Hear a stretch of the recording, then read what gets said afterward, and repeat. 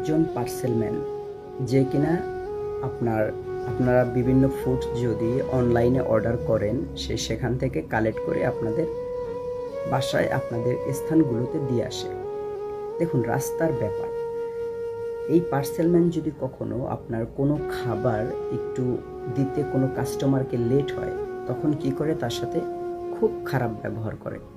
অনেক সময় বলে তাকে গালাগালি করে, তাকে টাকা দিবে না, খাবার রিসিভ করবে না, একটা খাবার রিজেক্ট করে।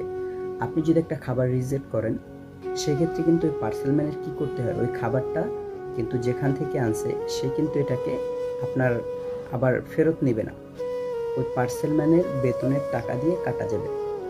সে যে পার্সেল ডেলিভারি দিলে যে টাকাটা সে পেত ওখান থেকে কেটে নেবে। সো সে সারাদিন ডেলিভারি দিয়ে কত টাকা পায়?